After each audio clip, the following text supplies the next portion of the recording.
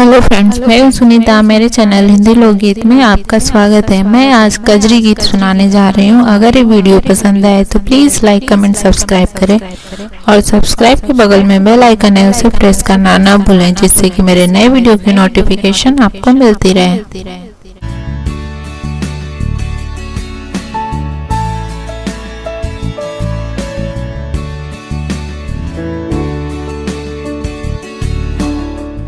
कैसे खेलन जइबो सावन में कजरिया, बदरिया गिर आई नदी। कैसे खेलन जइबो सावन में कजरिया, बदरिया गिर आई नदी।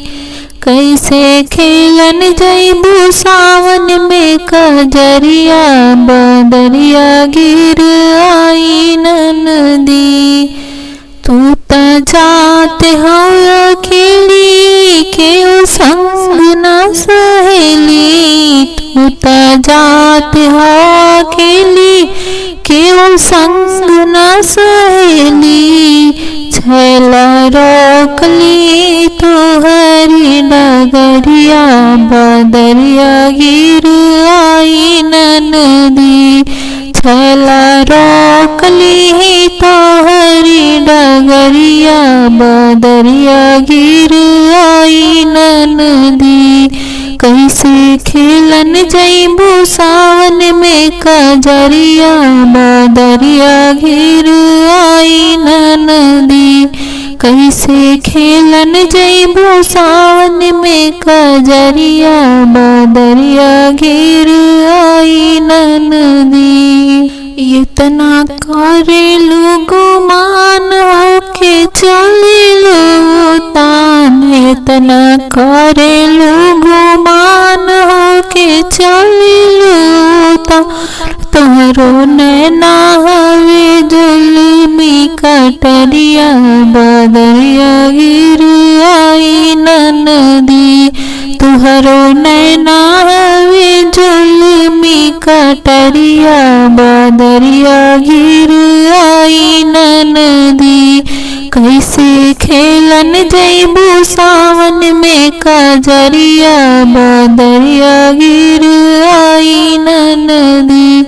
कैसे खेलन जइबो सावन में कजरिया, बदरिया गिर आई नदी। भौजी बोलत हाई बोली, जियरा लागे जैसे गोली। भौजी बोलत हाई बोली, जियरा लागत जैसे गोली।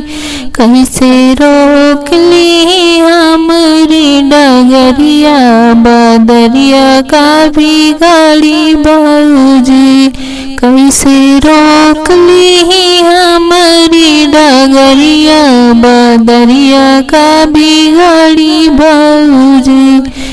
कैसे खेलन जइबो सावन में कजरिया, बदरिया गिर आई नदी। कैसे खेलन जइबो सावन में कजरिया, बदरिया गिर आई नहला। दामन फांसी चढ़िए, गुंडा गोली खाके मरिए। छैला दामन फांसी चढ़ी है, गुंडा गोली खाके मरी है।